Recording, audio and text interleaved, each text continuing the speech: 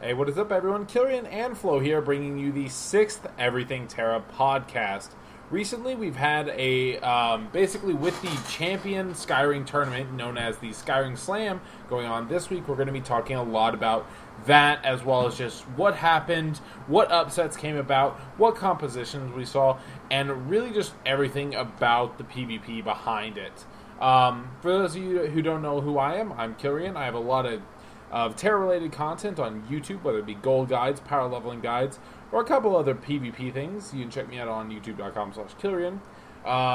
And also, I do sometimes stream on twitch.tv/Killian.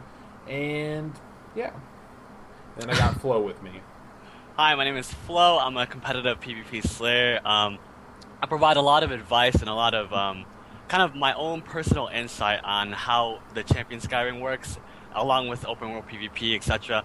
I have written my own personal guide on the intricacies of Slayer, and you can freely check me out at youtube.com/Florero, along with me having an active MMO stream on Twitch TV/Florero. And yeah. Yeah. So, hopefully everyone will be tuning in and whatnot. This is the sixth one, so we've been going hard for a month and a half. But like I said, what we want to talk about today is the Champion Skyring Slam Tournament. Those of you who don't know what that is, it is basically the competitive 3v3 arenas of TERA Rising. So, what I want to first start talking about is, like, what is 3v3, essentially? It is definitely the most competitive area of all of TERA. Though it is a fairly tight-knit group, it's fairly small scale. Like, if you queue up a lot, people are going to notice who you are. With the new equalized 3v3, hopefully a lot more people will be coming in, which we did address that last podcast. But I think in promotion, with them introducing equalized and this tournament, we're going to be seeing a large fluctuation of more players coming on in. One major thing that I'd like to talk about with the tournament is the compositions and classes that we started seeing in the tournament. We had things ranging from the very surprising Berserkers that came into that, being Warmth and DT, really showing what that class can do. The composition and the synergy behind Sorcerers and Mystics, as well as just, what you can expect with quality cheese being Lancer, Archer, Lancer, Warrior, etc. What is your take on the compositions that we have at this tournament? I think that with the EnMasse finally having their own 100% their own 3v3 tournament in comparison to last year, it really sets the bar, and it actually has a big introduction to people with how 3v3 works, and just kind of gives a nice breath of fresh air to all people, veteran PvPers and such. And with all the matches that we've seen so far today, it's clear that every class has a very, very fair chance of winning, even though, of course, some team compositions are a lot more favored than others. Like, you can clearly see that there's comps even such as Berserker and Sork together, like, people did not see that coming, and it still manages to come up on top. So, with that being said, all those complaints about this class being overpowered and this class, like, just not being as good in comparison, we can see that we will be able to seeing a lot more players playing these brand new classes, and just there's a lot more fairness than people think. So, it's a really good introduction for everyone. I think with the variety that we saw in this tournament, with the classes and the playstyles, it really shows that TERA is a more skill-based. It's a skill-based PvP game. There are RNG factors and whatnot, but if you mesh really well with that Sorcerer and you're a Berserker, go for it. If you mesh really well just playing Archer Lancer, like, go for it. Each composition that you see, you can make work if you outplay your opponents and truly understand how the composition works. So I really like what we saw. I really liked even seeing the substitutes that came in, because one round DT, the Berserker, he was playing with that Sorcerer, and we're like, holy, like, no one plays Berserker Sorcerer.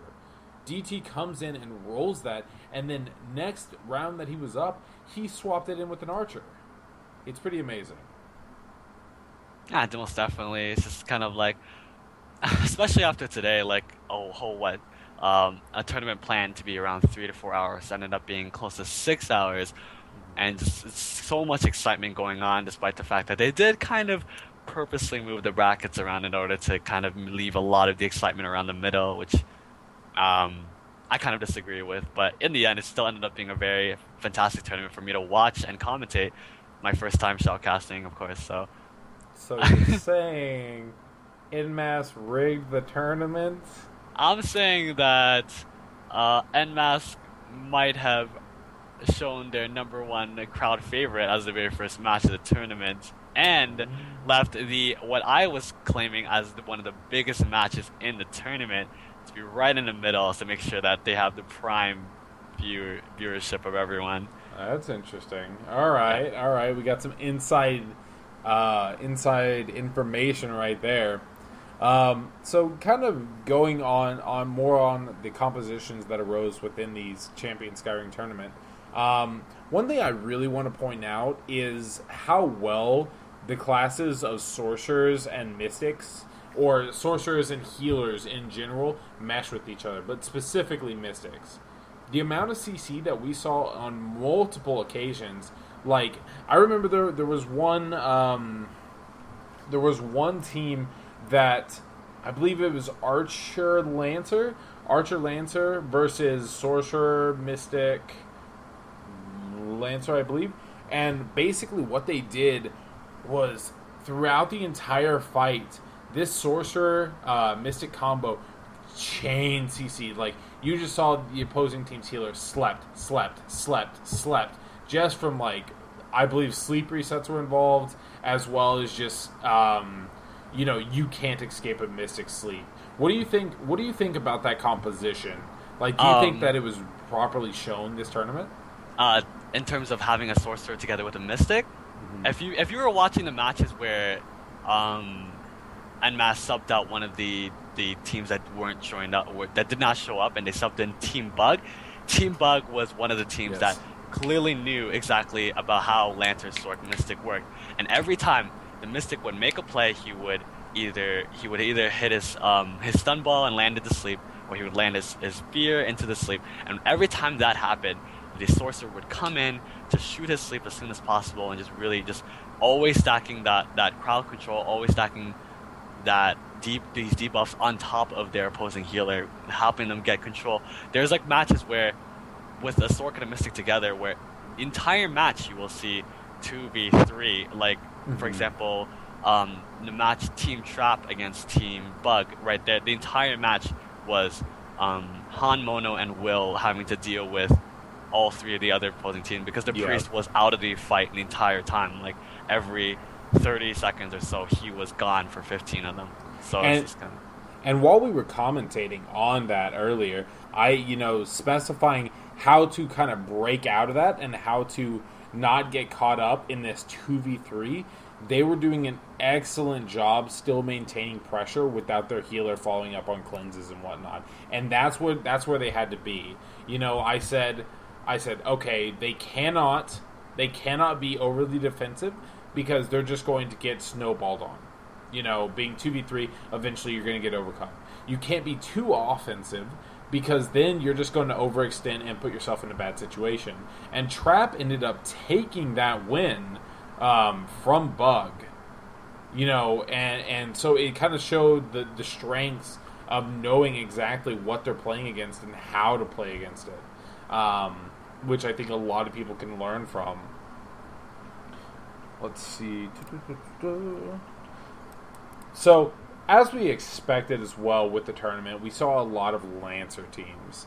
I'm not exactly sure about the exact statistic, but I think there were only 2-3 teams that did not have a Lancer on its roster, or maybe they had a Lancer on the roster but didn't utilize it. So what would you say comes from that? The funny part about all the brackets that are happening so far is that the Alam and Thea bracket is the only quarterfinal match where they have no Lancers involved whatsoever, and the Lancer teams are actually eliminated from the tournament. So that's kind of like it was really prevailing. Like Lancers, everyone knew that Lancers provided a lot towards the 3v3 scene, a lot towards with like everyone knows how amazing their skill kit is and all the amount of effort they put in. But regardless of the fact that even if you have the Lancer, when it comes right down to playing on the 3v3 playing field, it does not necessarily mean you're going to win just because you have a Lancer on your team. It does kind of lean in your favor, but it's clear that the Lancer teams will lose if they don't know what to do. It comes down to experience. It comes down to play style. It comes down to a little bit of luck. You know, we saw a couple of lucky situations where teams were able to. I saw a couple times watching closely at the Berserker fights. There were a couple desyncs in there which kept people alive. Specifically being Doge versus King Kitten's team, which Doge did end up winning. However, at the same time, I saw a lot of times where there was a desync when they would have got a kill. Like you saw King Kitten bouncing up and down those walls whenever he was getting KD chained into him. Yeah. It was definitely an absolutely interesting match overall, and like an interesting tournament in general. I will be completely honest, I was not expecting Berserkers. I really wasn't. I respect DT and Warmth for their individual play styles and whatnot. But I was like, I don't know if they're going to be able to fight a cheese comp. But they pulled out, and the fact that Doge basically kept it in their arena, kept the ball in their court the entire match, every single time. I was like, oh my god, something is crazy here. With that being said, though, we can really kind of like fall into quality Berserkers. Like everyone knows this, okay? Berserkers are not exactly the most favorite class in TERA. They're the most underrated. If you look at that, I remember reading a statistic. The amount of like Berserkers that were playing was around like maybe 10 to 20% of the players.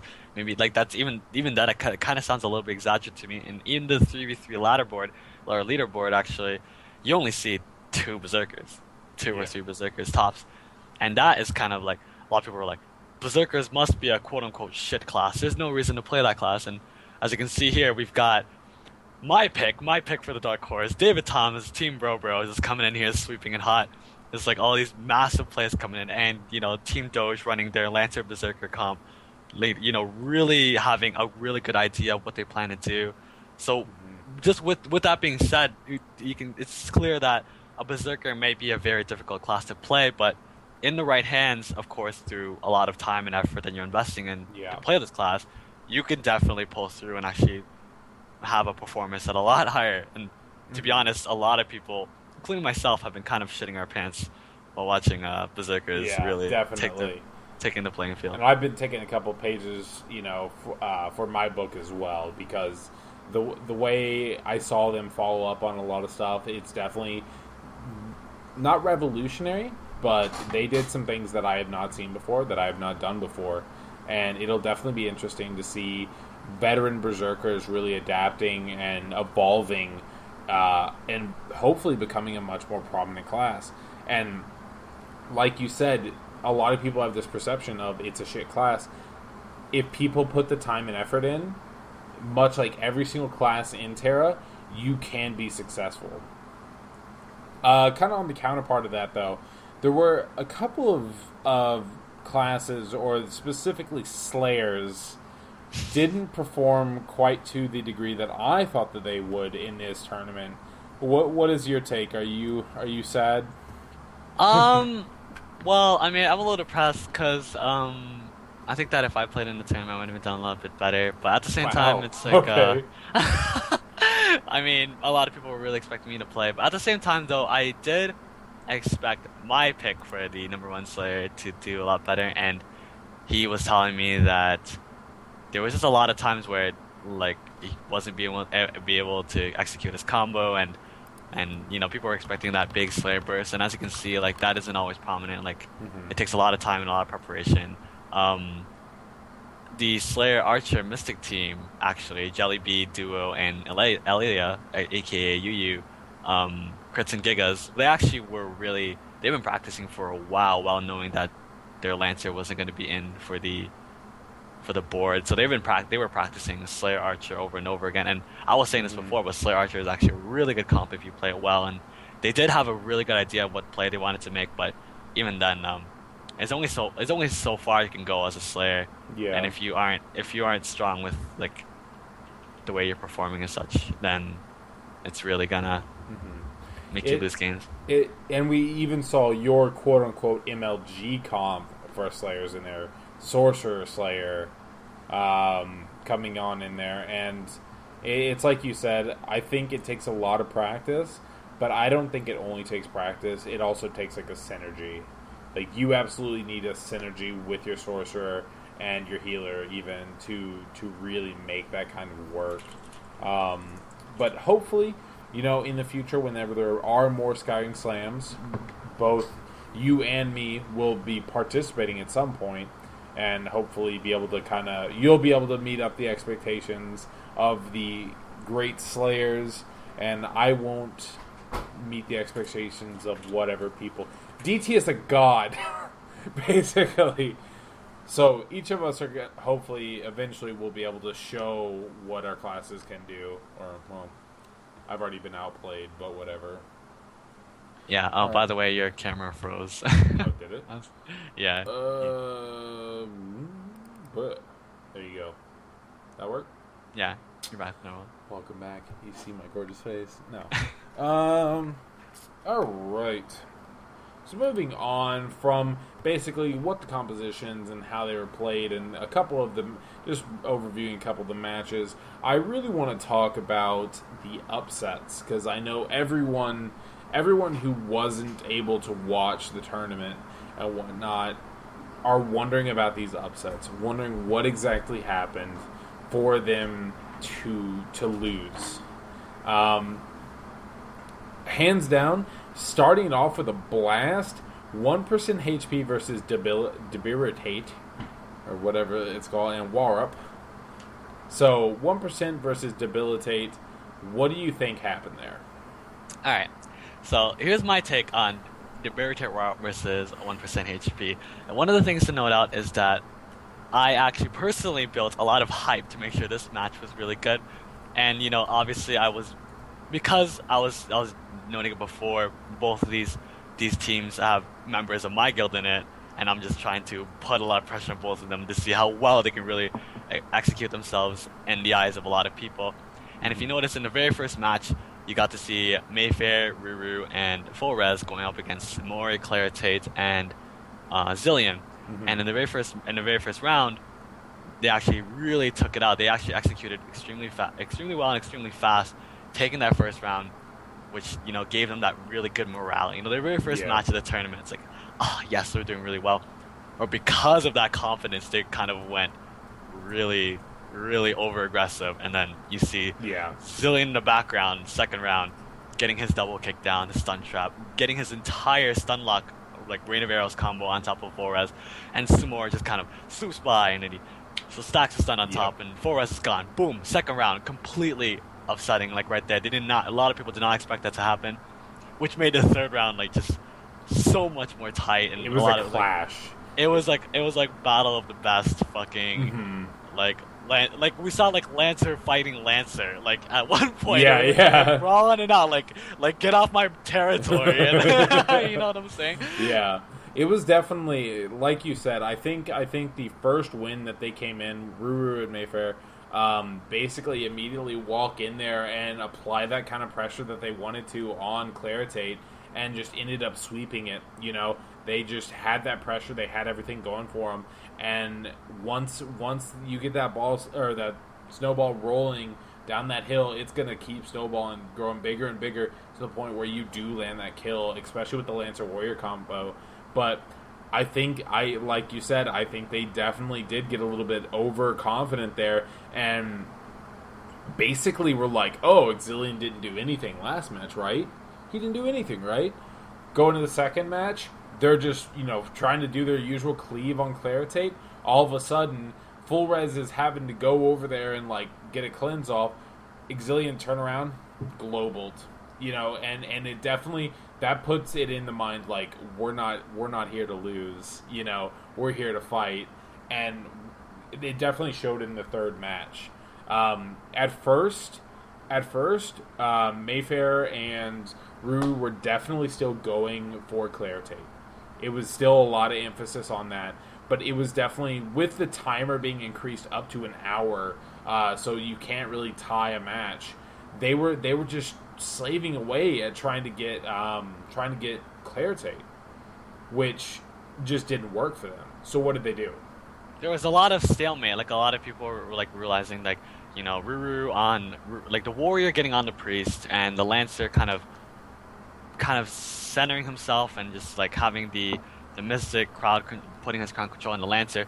It kind of was you can kind of tell that there was a lot of clash back and forth, giga change shot left and right, not really much going on. So having them switching their strategy around, knowing that the warrior does apply a lot more pressure onto the archer, knowing that mystics in the right hands is just gonna continuously dunk, quote unquote, dunk the priest over and over. It's just a matter of time before they make their play. It's really putting it into their own succession and really putting that sort of counter comp strategy into the 3v3 match, and that's what really made the difference from then on. Definitely. And it was actually Mayfair who was applying a lot of pressure to Exilian, starting that off. He was just sitting on him, applying a lot of pressure. Ruru doing what he does best, which is sit on a healer and basically harass them all to hell until they got that good Giga Chain off, and able to just eventually, finally secure the win. So that was definitely a match to look at. There might be some highlights, so if you haven't seen that, make sure to go check it out on the TERA EnMasse stream. You should be able to find it over there. And then next up, going based off of 1% HP again, I want to talk about 1% HP versus Doge. This was probably I'll be honest, it was probably my favorite match of the tournament so far, because it does give a very, very realistic view of what Berserkers can do and what they can do with everything snowballing in their favor. For those of you who don't know what Doge was, that was Warmth being Berserker. Decode, yep. And what was the Lancer? Aura. Okay. And they were actually the pride of Tempest Reach. They consider the top players of the Tempest Reach servers. So yeah. So them running a Berserker, that in itself is a surprise. Running Berserker, Lancer, Priest, and absolutely blew stuff out of the water. How would you say that match started out? Bad. The thing was that there was initial pressure coming out from the Lancer Berserker team, just kind of going in there, getting their KDs down, trying to get the Lancer combo down. But what really took the cake in the first round was the fact that there was a 40 to 60k wallop hit that completely almost that 80%ed 1% priest, just taking them down. The perspective I heard was, don't worry guys, I'm fine right now. And it's next he's dead on the ground, and the look on their face was, what just happened? They just oh, every spring attack crit, and then wallop hit for 40k, and he was kind of blown out of the water from there. And that was a really big surprise, which in turn was really making their play being a lot more difficult, since it was as they would call it, bullshit. So this is a lot of damage going down. Yeah, that's one thing that you have to do, though. You really have to understand that that's a possibility. And so, it might be an unlucky string of crits, but it's still one of those possibilities that you have to have in the back of your mind, that you have to keep in mind in the situation that it does happen. Because if your healer is at 60%, a full spring attack into an auto wallop, that's going to drop you. You're going to die. if you're not expecting it, and there's a string of crits there. But what I'd like to point out with that, because this was indefinitely an upset, because 1% HP, I actually predicted to win the entire tournament. They had like a, as Tonka would say, around like a 40 to 60% like prediction rate in terms of when actually taking the tournament.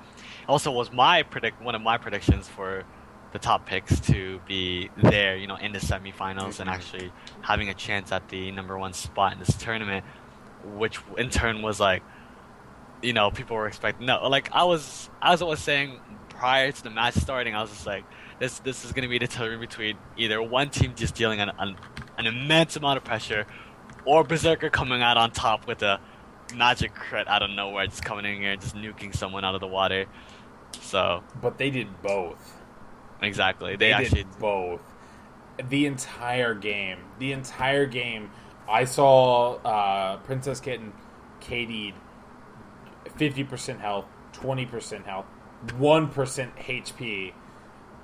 4 times! 5 straight 3-man gigas from Aura, by the way. Just constantly getting that 3-man giga over and over and over again. They're just maintaining that pressure. It just shows how if you get the ball rolling in like for you, you're gonna force them to be peeling. That's the thing, is Ruri is a player who he is best at home whenever he is just chilling on a healer and applying a lot of pressure. Against a Berserker Lancer comp, you can't do that. You can't. They're not going to be the ones. They're the ones who are going to be going all in. They're going to be the ones who are forcing you to be peeling them, which that brought Ruri out of his comfort zone. And since they weren't able to shut down Warmth, basically all he was able to do was just KD. He got full charged Thunderstrikes out. He got full charged Cyclones out, or almost full charged Cyclones out on the Gigas, and he was just pressure. And Princess Kitten did an excellent job living for as long as he could, but it came down to it that the ball was never in 1% HP's favor. It never was, at least not. It was actually extremely intimidating too. Like, the thing about the matches that was going on was, like, I was warning people, like, Decode is an excellent priest. He actually was, from what Ruri was telling me from his perspective, was it was extremely hard for him to stick, and just the element of a Berserker in that game, like, a good Berserker in the game is already going to stand out on his own. Everyone is aware of that guy's existence regardless of what he does, and when you decide to direct your attention away from the Berserker is going to capitalize on that and punish you over and over. So he was telling me that regardless of whether he was committing onto the priest, he always had that hesitation, that fear that the Berserker was in turn will go over to one-shot his healer, and it's just that sort of fear will haunt, like, was basically haunting him throughout the match, along with the other little problems that was happening here and there. Plus, not only that, but from a competitive PvPer's perspective, from my perspective at least, a Berserker is really strong against a double melee comp. When they have their fear, when they have those double buffs, they have Mocking Shout and Tenacity. They're extremely powerful defensive capabilities that will allow them to continue to get their job done. And not only that, but also with a priest on their side, a priest that is not getting pressured, a priest that gets to freely harass the enemy team, constantly shooting out those plagues of exhaustion, removing all their buffs. They don't have the damage to turn it around, whereas like the Berserker has Kaya's shield with Tenacity. Hey, look at me, guys! I'm a priest now, except I will try to attempt to crit you, and it's just a matter of time, like as so long as they're persistent, and that persistent was really prevalent in the third round. Again, from Aura versus our Team Doge versus Team 1% HP. They did not let up. They just didn't. They didn't let up. They didn't give it an inch to them. And as we saw, they're definitely going to be something to watch and something to admire, basically, as we're coming into, the finals or semifinals, tomorrow. So next up, this isn't an upset in terms of a loss, but I just kind of want to touch up on this. Much like the go in and get overconfident, Gravehide taking a match off of Giga Ashiba. And that being, Gravehide is just a very miscellaneous group of people on Mount Tyrannus, versus Giga Ashiba being gold. It was Gold, Heyman, Star, Suntail, and Guild member. Players that have been prominent in the 3v3 ladder, players that are considered the number one on the server, actually losing a match to these people that, nobody knows, like, at all. These completely hidden players, like, like, not only that, but, like, the crowd favorite. The very first match of the entire tournament, the 70% plus predictions on this team, losing a round to these complete shadows out of nowhere, just coming in. And the thing is it wasn't, I mean, not to take anything away from Gravehide, but it's not because that they were, like, the greatest. They didn't, like, oh my god, like, that sick outplay of, like, a perfectly dodged Giga into counter Giga. It wasn't anything like that. It was just the overconfidence coming around from Giga Ashiba because they won that first round with ease. Essentially, Gravehide turned it around, got a couple of good hits in, and they were just being cocky. They were being cocky. They were like 60 to 70% all in the middle of the arena. Gravehide saw that, and Gravehide was running Lancer, Archer, Priest, I believe.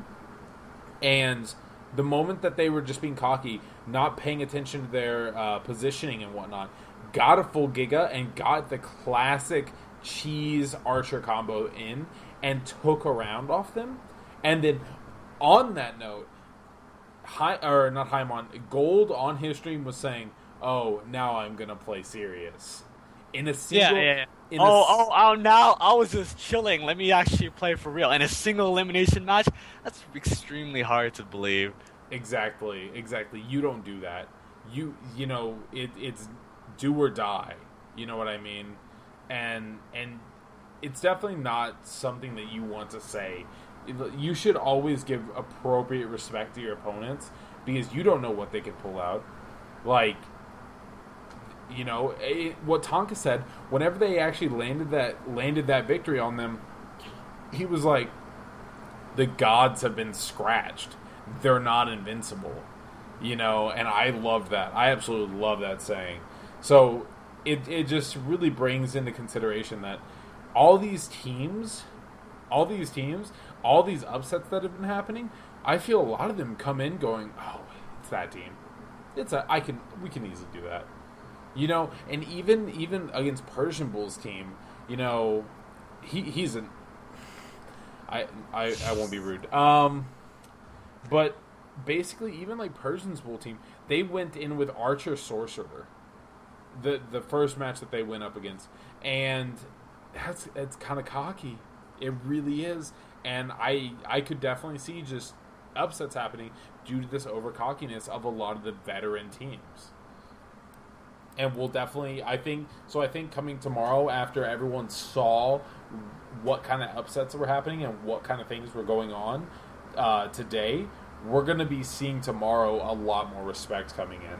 It's anyone's game at this point. Like, you can see right here, anybody, any one of these teams that definitely has a chance to get into the top at this point in the game. Like, it's just kind of like all these things, like, people that were not expecting to win were actually coming up on top, and people that were extremely high rated, getting eliminated from the tournament. It's just kind of like this sort of element of surprise, this sort of like randomness that happens, the constant change. Even though people maybe a lot of teams are playing the meta game, and then some of them that aren't, bringing a brand new slice in there, like a lot of the underdogs coming up on top. Yeah. That's what is going to continue to make 3v3 exciting. One thing that I'd like to point out is out of the top 8 teams, 2 of those straight up don't have a Lancer. And what's crazy is they're in the same bracket in Alimentia. Ryan Pals versus Team Bro. Like, the fact that they're not using a Lancer, and we're going to have to see who comes out victorious there, and then who just really steps it up. On top of just being a those two not using a Lancer, we got Doge, which is using a Lancer, but is using a Berserker. So there's not a lot of cheese. Like there are some cheese comps coming out here, but the fact that almost half of the tournament's teams in the top 8 are non-designated meta cheese comps right now is awesome. It's absolutely awesome. One upset, kind of reverting back to that I'd like to talk about, or it's not. Actually, no, yeah. Team Bro versus Crits and Gigas. Really showing, like I was saying, that underclassed group stepping it up and really taking a win off of a scary, straight-up cheese comp. What would you say about that? Well, the thing is that no cheese comp was actually happening in that match. There was a lot of prediction and a lot of hype saying Super Donkey Punch is going to come back, and they're going to be running Lancer, Archer, Mystic, and they're going to try, just coming in there and bombing that match. In the match of Team Bro versus Team Crits and Gigas, we saw that Team Bro was running the popular Berserker Sork against Berserker Sork Mystic, and going against Slayer, Archer, Priest. That was actually the surprise there. We were expecting Elia to actually be a part of that match, but they were running a Priest that no one knew. I didn't know who it was. Humph? Yeah. I was not familiar with that name at all. So it's kind of like two MLG comps really going head to head, and it was one of the very, very few matches where no Lancer was involved at all, which made a lot of excitement to me.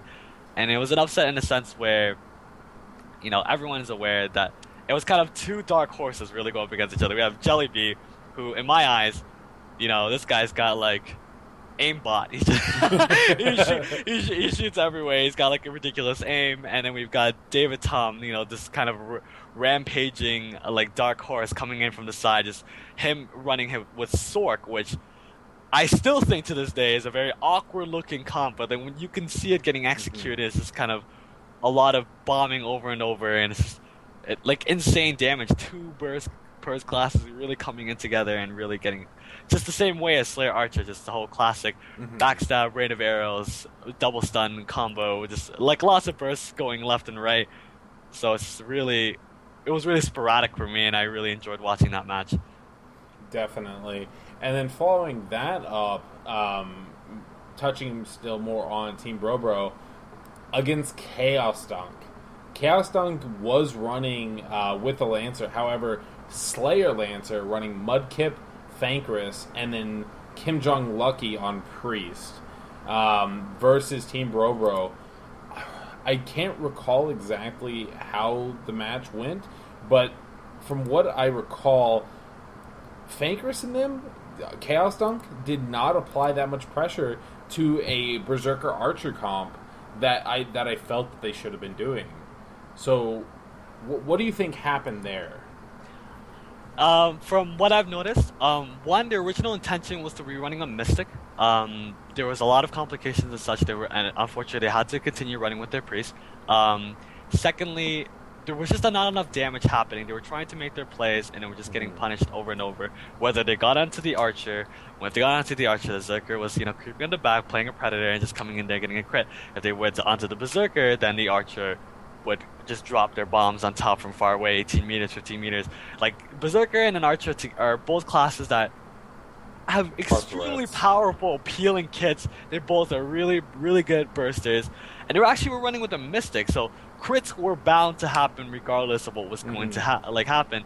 And what was actually prominent was I saw an amazing play, an absolutely amazing play coming in from Archrar shot like a ranged radiant arrow, lining it up with onto Kim Jong Lucky into the wall with a precasted inescapable doom getting lifted up from the sky. It's like right there, he was caught in the wall.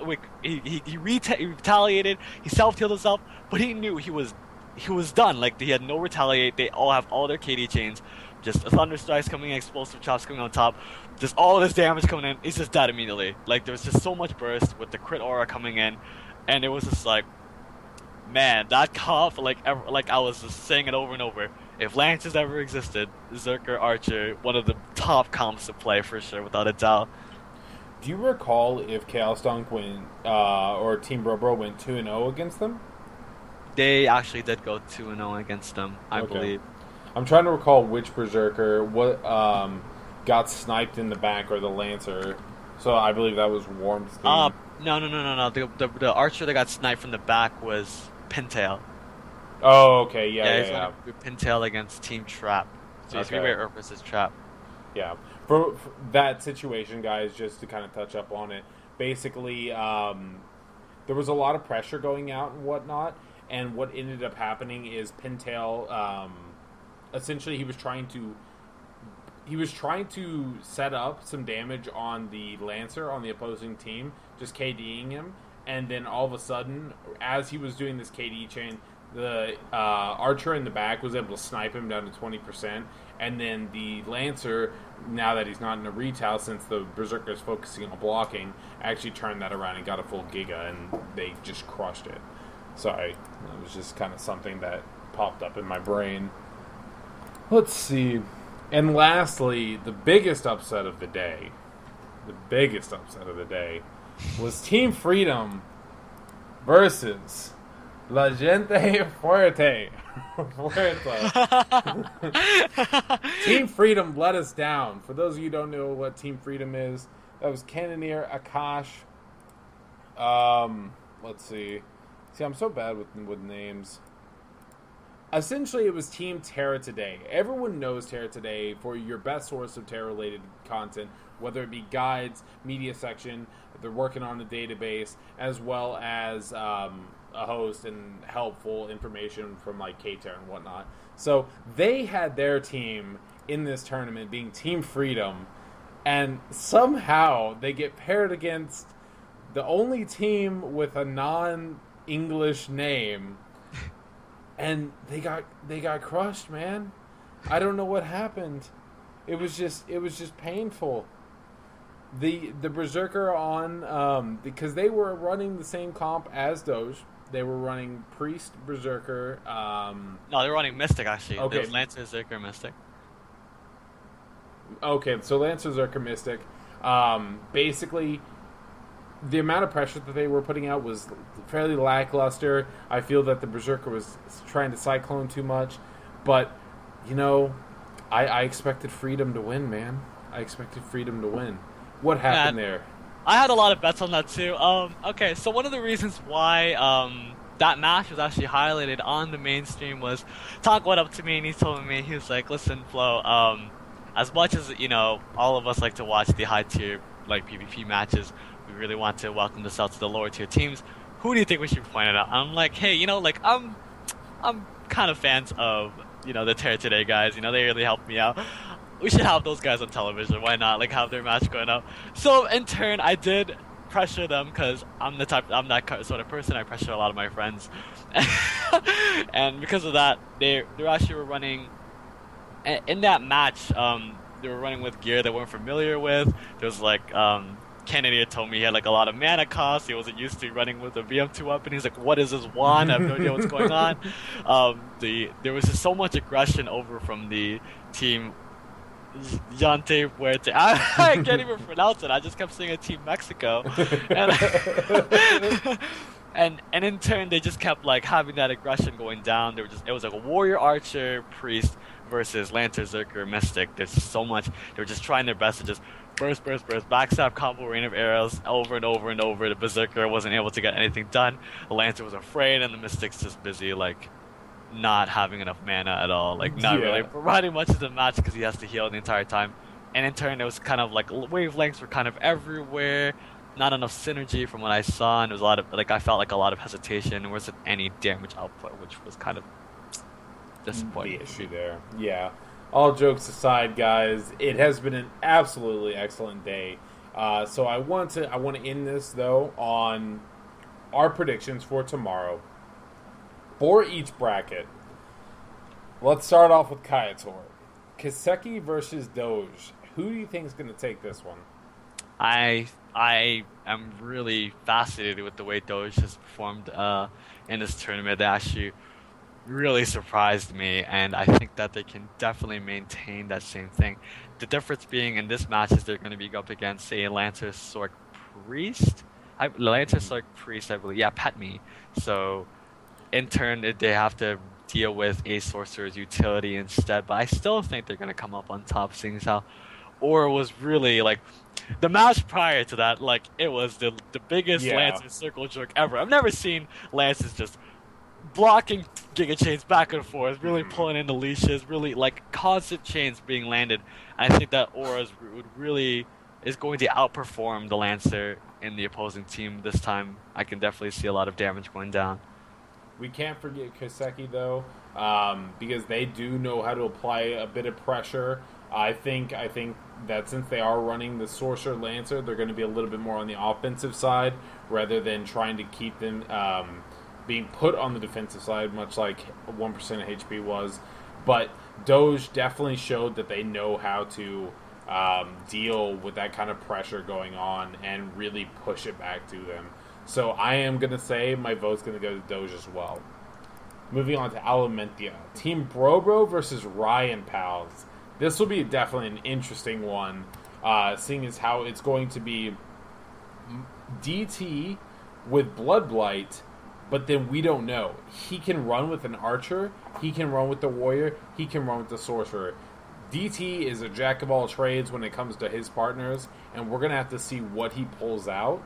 Versus Rye, with, let's see, what do you think Rye will be running with? I think that people are going to be afraid of the Berserker. I think that a Priest will definitely be played this time.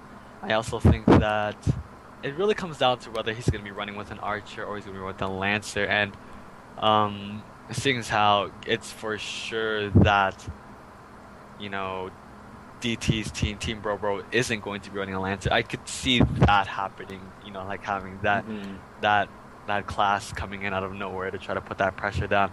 But I'm really leaning towards them playing Warrior Archer, going up against most likely either Warrior Zerker or Zerker Archer at that point on Team Bro's side. That'd be a lot more. Yeah, I think Ryan Palace have that roster that would be really annoying for a sorcerer to go against. You know, a Warrior, Archer, or Lancer, any of those are going to be applying a lot of pressure to a sorcerer and not letting him do a lot. So I definitely agree. I definitely agree with it being either an Archer or a Warrior.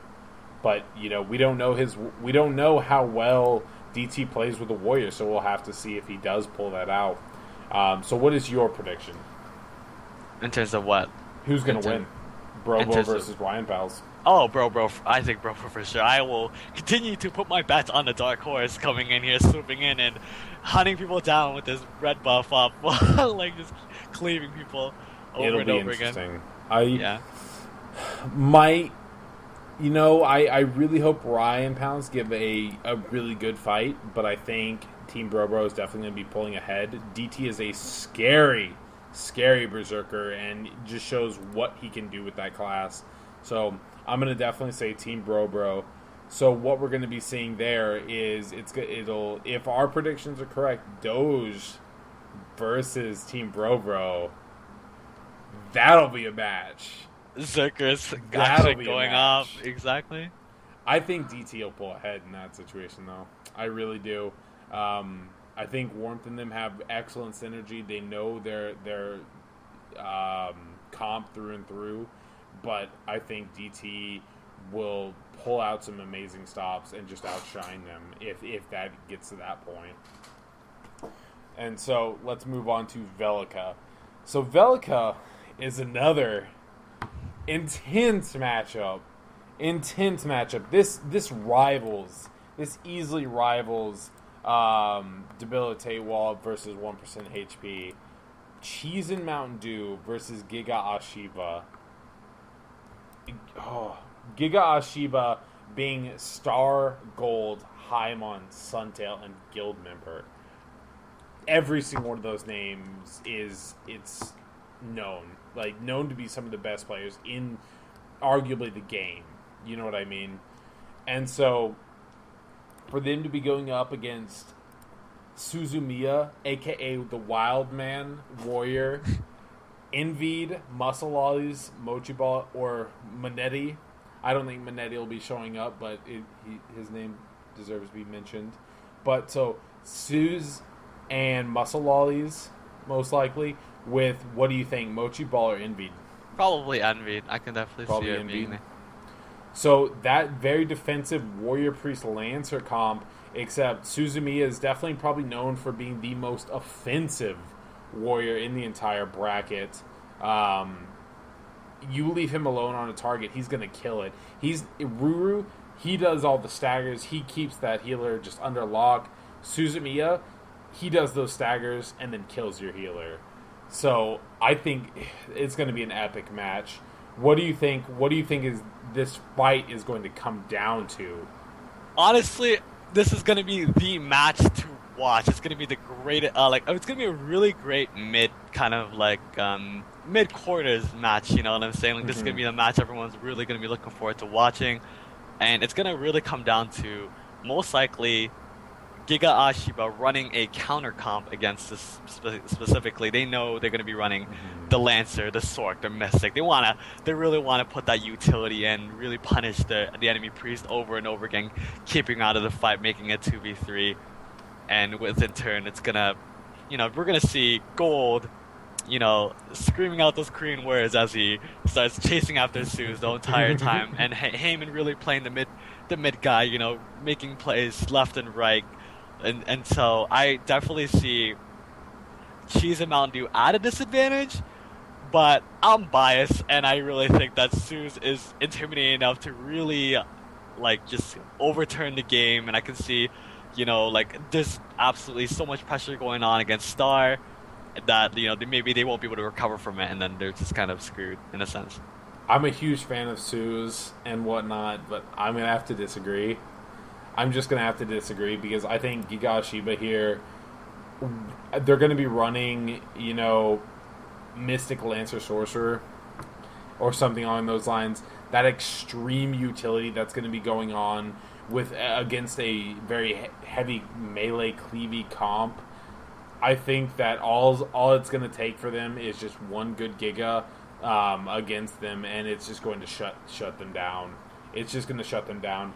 It could go either way, though. It really is one of those matches where we can't say, oh, this is going to be the definitive winner. We can't say that for any match. So my vote goes for Giga Ashiba, and yours is going for Cheese and Mountain Dew. I love Mountain Dew. Dude.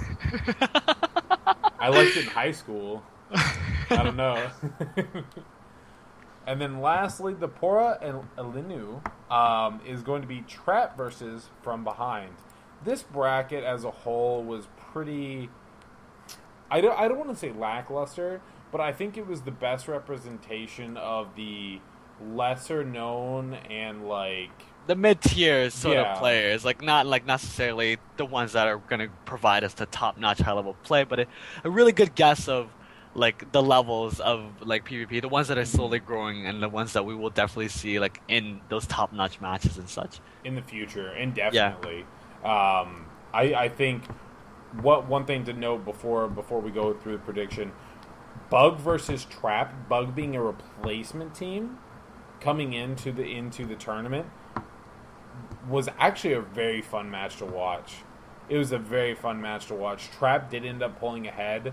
And so, with it being Trap versus From Behind, watching, I feel that From Behind didn't have that hard of a